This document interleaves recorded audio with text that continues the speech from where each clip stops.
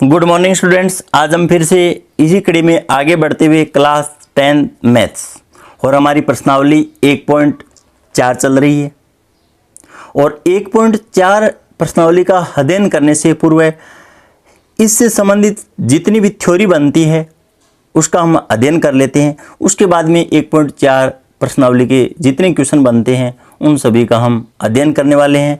तो देखिए स्टूडेंट्स, आज का हमारा टॉपिक क्या रहने वाला है, परिमेय संख्याओं और उनके दशमलव प्रसारों का पुनर्भ्रमण।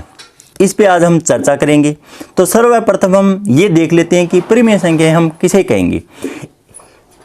ऐसी संख्याएं जो P बट्टा Q रूप में प्रदर्शित की जा सके और जहाँ पर Q का मान शून्य नहीं हो तो हम उसे परिमेय संख्याएं कहेंगे। यहाँ पर देखिए स्टूडेंट्स, जो परिमेय संख्या का प्रसार जब हम करते हैं तो उसका दशमलव प्रसार है वो या तो शांत आएगा, क्या आएगा, शांत, या फिर अशांत आवर्ती होगा। इन दो मानों में से ही कुछ होने वाला है। उसके बाद में यहाँ पर नोट के अंदर देखिए स्टूडेंट्स, पर अपरिमेय संख्याएं, इसका अध्ययन हमने पीछे की क्लासेज के अंदर कर लिया है। तो यहाँ पर इसका जो दशमलव प्रसार है वो या तो अशांत होता है या फिर अनावर्ती होता है। क्या होता है, अशांत होता है या अनावर्ती होता है। उसके बाद में देखिए स्टूडेंट्स, कोई भी परिमेय संख्या जिसका दशमलव प्रसार शांत है, क्या है, शांत है, तो उसे हम ऐसी परिमेय संख्या के रूप में लिख सकते हैं जिसका हर 10 की कोई भी घात होती है। अगर परिमेय संख्या हमें दी हुई है और उसका दशमलव प्रसार शांत है और तब हम उसको परिमेय संख्या के रूप में लिख सकते हैं। तो यहां पर देखिए स्टूडेंट्स, जिसका हर है वो 10 की कोई भी घात होती है, अर्थात कोई भी 10 की धनात्मक घात को 2 और 5 की घातों के गुणनफल के रूप में व्यक्त कर सकते हैं। क्योंकि जब हम 10 के अभाज्य गुणनखंड करते हैं तो हमारे पास 2 और 5 मान प्राप्त होता है। जैसे 10 की पावर n, यहाँ पर जब 10 के जब अभाज्य गुणनखंड करते हैं तो 2 × 5 और पावर यहाँ पर n लगा देते हैं। और उसके बाद में यहाँ पर घातांक का एक नियम ये होता है, यहाँ पर अगर अलग अलग मान है और यहाँ पर पूरे के ऊपर ब्रैकेट है तो प्रत्येक मान पे घात लग जाएगी। तो यहाँ पर 2 की पावर n × 5 की पावर n, ऐसा हम लिख सकते हैं घातांक नियम से या घातांक प्रगुण से। उसके बाद में 10 की, यहाँ पे 10 की स्क्वायर, तो यहाँ पर 2 × 5 और पूरे का होल स्क्वायर। और उसके बाद में हम 2 की पावर 2 × 5 की पावर 2 इस रूप में भी लिख सकते हैं। और जैसे 10 की पावर 3 को हम 2 की पावर 3 × 5 की पावर 3 इस रूप में लिख सकते हैं। उसके बाद में देखिए स्टूडेंट्स, अतः जिस परिमेय संख्या के दशमलव प्रसार शांत होते हैं उनके हर 2 × 5 और यहाँ पर 2 की भी पावर हम चाहे m लिख सकते हैं, यहाँ पे n लिख सकते हैं, इससे कुछ फर्क नहीं पड़ने वाला है। क्योंकि यहाँ पर n और m कोई ऋणोत्तर पूर्णांक है। क्या है, ऋणोत्तर पूर्णांक है। हम 2 की पावर m × 5 की पावर n इस रूप में भी लिख सकते हैं इस मान को, और 2 की पावर n × 5 की पावर m इस रूप में भी लिख सकते हैं। इससे कुछ फर्क नहीं पड़ने वाला है। तो यहाँ पर अगर परिमेय संख्या का दशमलव प्रसार शांत है तो हम उनके हर को इस रूप में लिख सकते हैं या व्यक्त कर सकते हैं। उसके बाद में देखिए स्टूडेंट्स, यदि अंश और हर के उभयनिष्ठ गुणनखंडों को आपस में काट देते हैं तो हम पाते हैं कि इनके हर 2 की पावर m × 5 की पावर n के रूप में होते हैं। तो यहाँ पर अंश और हर को ऐसा समझिए, हम जितना हो सके छोटा कर लेते हैं या आपस में काट देते हैं। उसके बाद में जो हर के अंदर जो रूप बनता है वो ये बनना चाहिए, तब उस परिमेय संख्या का दशमलव प्रसार है वो शांत बनेगा। जैसे एग्जाम्पल के तौर पे मैं एक मान लेता हूँ 0.875। तो इसको सरलीकरण करने के बाद में यहाँ पे पॉइंट के बाद में 1 2 3 मान है, तो यहाँ पर हम 1000 का भाग लगा देते हैं। और 1000 का मतलब 10 की पावर 3 और 10 को हम 2 × 5 के रूप में तोड़ सकते हैं। यहाँ पर पावर 3 है। उसके बाद में यहाँ पर 2 की पावर 3 और 5 की पावर है 3। उसके बाद में 875 के हम अभाज्य गुणनखंड कर लेते हैं और 875 के अभाज्य गुणनखंड है वो 5 की पावर 3 × 7 इतना मान प्राप्त होता है। यहाँ पर इस मान को इस मान से हम कैंसिल कर देते हैं, तो हमारे पास यहाँ पे 7 और बट्टा 2 की पावर 3 इतना ही मान है, शेष रहता है। तो यहाँ पर हम इस बात को भी जानते हैं, 5 की पावर 0 और इसका मान क्या होता है, 1 होता है। 2 की पावर 0 इसका मान भी 1 होता है, और 100 की पावर 0 इसका मान भी क्या होता है, 1 होता है। तो यहाँ पर हम 5 की पावर 0 इस रूप में लिख लेते हैं, ताकि हमारा ये रूप बन जाए 2 की पावर m इंटू 5 की पावर n।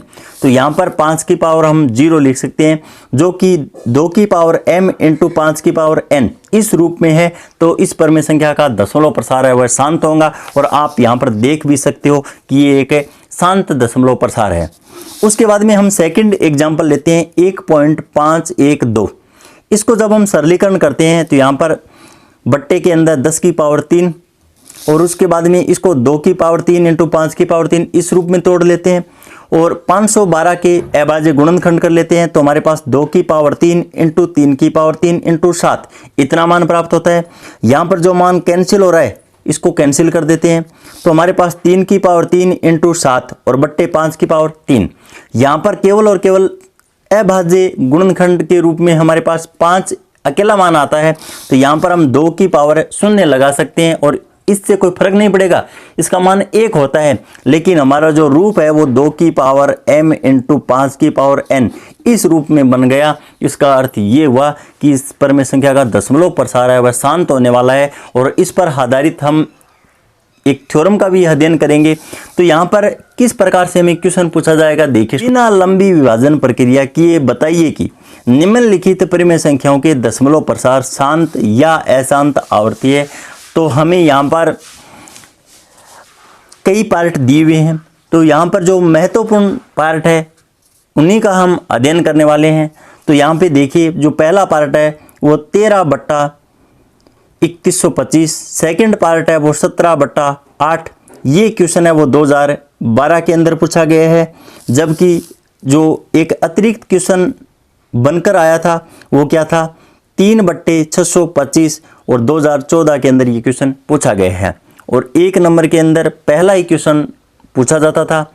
और अब यहाँ पर हमें भाग लगाकर चेक नहीं करना है, तो यहाँ पर 3 थ्योरमों का अध्ययन करना होगा, और उन तीनों थ्योरमों के अंदर यहाँ पर आपकी क्लियरिटी आ जाएगी कि हम किस प्रकार से ये बता सकते हैं कि दशमलव प्रसार शांत बनेगा या फिर अशांत आवर्ती होगा। तो देखिए स्टूडेंट्स, हम उन तीनों थ्योरमों पे चर्चा करेंगे।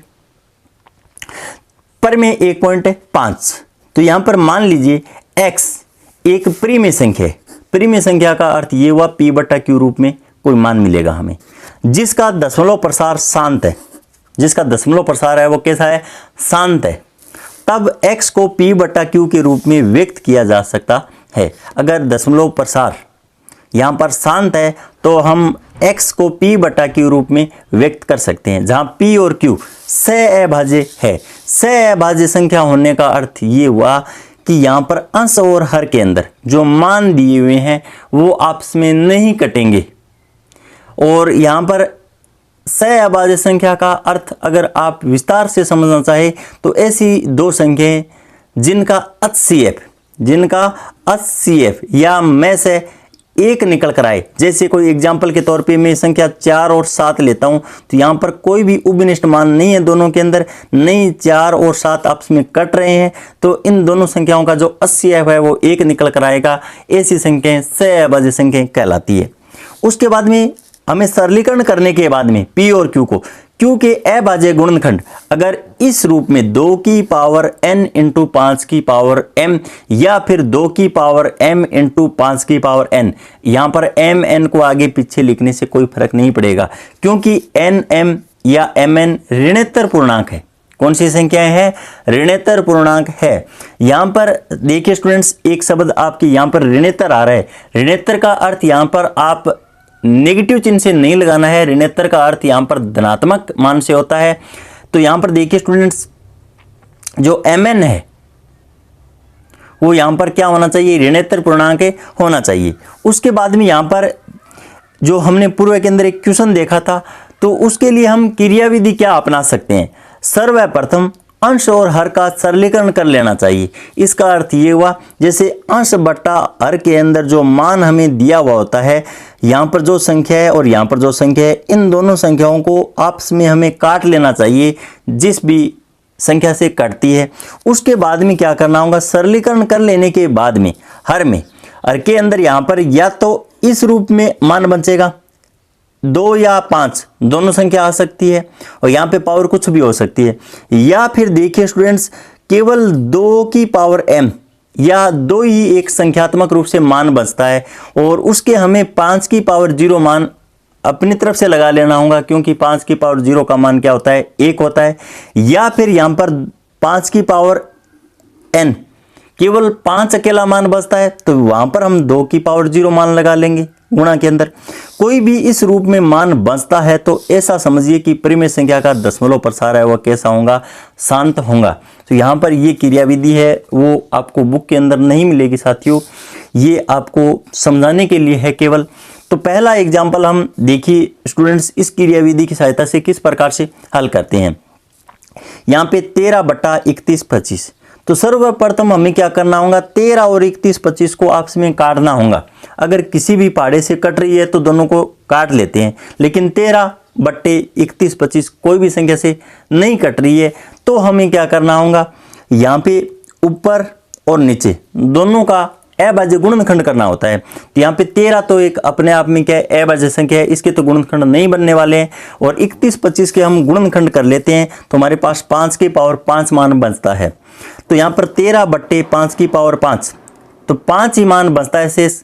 तो यहाँ पर हमें क्या करना होगा, 2 की पावर 0 गुणा के अंदर लिख लेना होगा, क्योंकि 2 की पावर 0 का मान 1 होता है, इससे कोई फर्क नहीं पड़ेगा, क्योंकि हर में केवल अभाज्य गुणनखंड 5 ही है, अर्थात 2 की पावर m इंटू 5 की पावर n के रूप में बन रहा है। अतः 13/31/25 का दशमलव प्रसार शांत है। कैसा है दशमलव प्रसार, शांत है। उसके बाद में देखिए हम पार्ट सेकंड पे चर्चा करते हैं। पार्ट सेकंड 17/8, 17/8, तो यहाँ पर इसको हमें बिना लंबी विभाजन प्रक्रिया अपनाए हुए ये बताना है कि इसका जो दशमलव प्रसार है वो शांत होगा या फिर अशांत आवृत्ति होगा। तो हम सर्वप्रथम अंश और हर को सरलीकरण करते हैं। अंश और हर के अंदर सरलीकरण कर लेने के बाद में इन दोनों संख्याओं के अभाज्य गुणनखंड करने होंगे, लेकिन 17/8 यहाँ पर ये दोनों मान है आपस में नहीं कट रहे हैं, तो यहाँ पर इनके अभाज्य गुणनखंड करने होंगे। 17 अपने आप में अभाज्य संख्या है, फिर हमें क्या करना होगा, 8 के अभाज्य गुणनखंड कर लेने होंगे। तो 8 के अभाज्य गुणनखंड है वो यहाँ पे 2 की पावर 3 बन रहा है मान। तो उसके बाद में 17/2 की पावर 3, और यहाँ पर हम 5 की पावर 0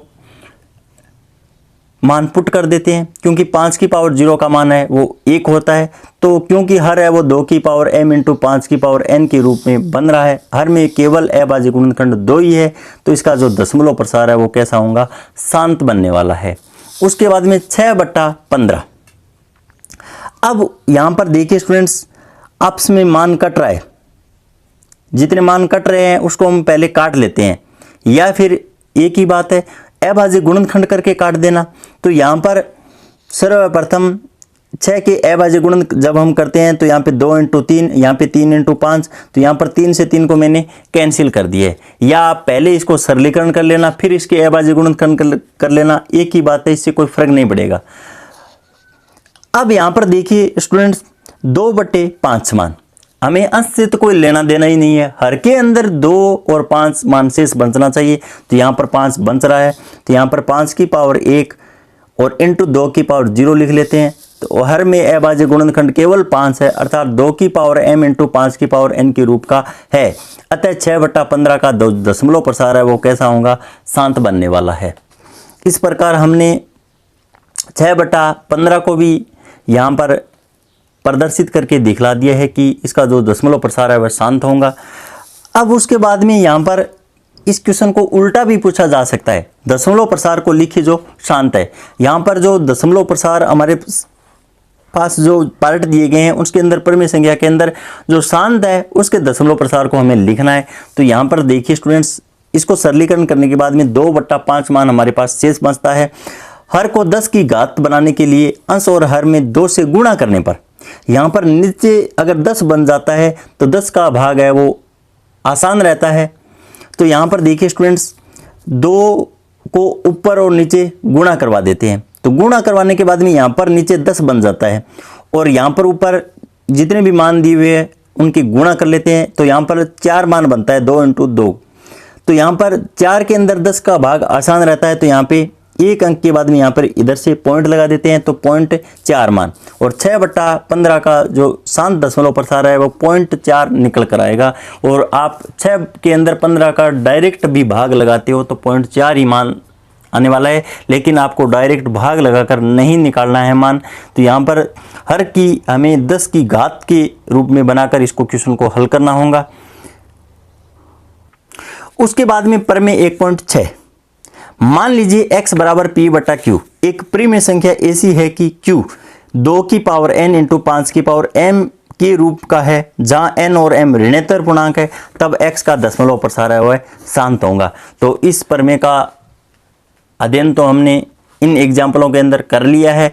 अगर हर का मान या q का मान इस रूप में बन रहा है तो दशमलव प्रसार शांत होता है, या फिर दशमलव प्रसार शांत है तो इस रूप में हम मान को वापस बना सकते हैं। दोनों तरफ से सत्य है बात।